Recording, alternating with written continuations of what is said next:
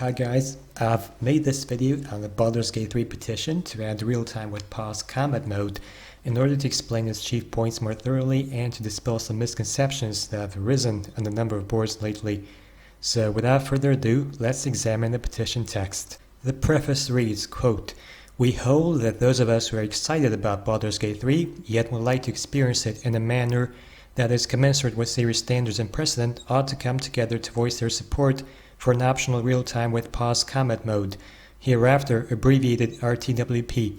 The signees of this petition undertake to inform the developers and petition companies that," end quote. The emphasis here is on optional. That means fans of turn-based combat such as yours truly would not be adversely affected by its addition to the point of discontent. Would it render combat unbalanced? Perhaps, but please bear in mind that games receive patches nowadays long after launch day, no matter how much breadth or depth there is to combat or gameplay in general. Nerfing and balancing are inescapable facts of life in the modern video game industry. The first paragraph reads, quote, "RTwP as a combat mode can evolve and cater to modern gamers' preferences just as much as turn-based combat," end quote. In essence, regardless of whether combat in your game unfolds in real time or turn by turn, careful planning and meticulous design are the building blocks of an entertaining, engaging combat experience. It doesn't obtain those qualities by the mere virtue of choosing a particular mode. Here's what Edward Imber, senior designer for Baldur's Gate 3, has to say on the subject. "I'm critical of real-time with pause because I think that it looks messy. It's like a miss, pause, give 3 orders, a miss, pause," Imber told PC Gamer. "Also, I don't believe that sticking to the old system can expand to a greater audience. The thing with turn-based logic is that everybody understands it. It's my turn, it's your turn, and we have this experience with it. It worked for us with DOS 1, it worked for us with DOS 2, and D&D is turn-based. Your characters are the tools you'll use to solve a puzzle, and the puzzle is a lot more messy if everything is moving at the same time." If the idea is to expand to a greater audience, obviously that means you're simultaneously making an effort to retain your current audience as opposed to tearing it apart.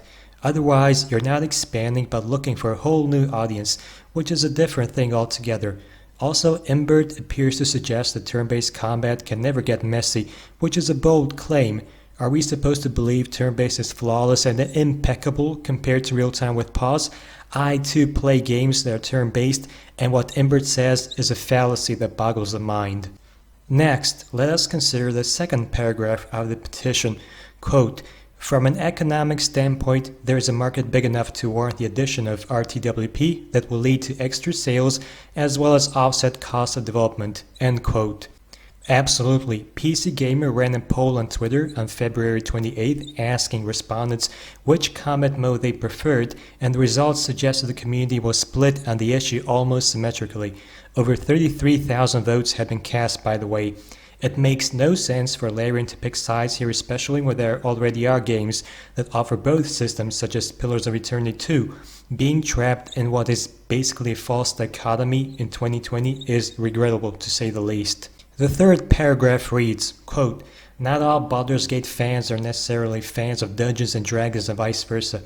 Although the attempt to hold true to Lander's mechanics and rule set is laudable, developers should not be burdened with having to translate tabletop games onto the computer screen with precision accuracy," end quote. The argument here is that Dungeons & Dragons purists are a liability to the game's success, mostly because simulators, as we know them, are a completely different breed from video games.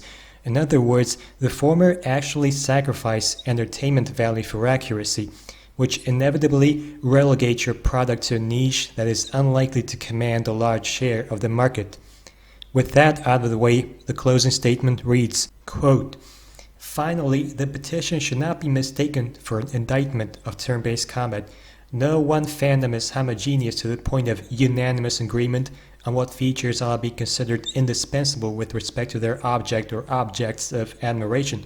Likewise, we reject the notion that developing dual combat modes leads to poor sales and/or poor reviews, i.e. correlation is not causation," End quote. The aim of this petition is to unite fans across the board instead of arguing whose preferred combat mode is superior, which I consider to be a fruitless endeavor after observing and actively participating in online discussion of combat. It is not a conspiracy to harm or mislead the developers. That said, a game is obviously more than the sum of its parts, and therefore I do not believe tweaking the combat will ruin Baldur's Gate 3. However, if Baldur's Gate 3 remains on its current course, it might lack the broad appeal that its predecessors had when they were released given the current state of the PC market. If you agree with the reasoning behind the petition, I hereby urge you to sign and share it with people who are willing to hear you out. Thank you.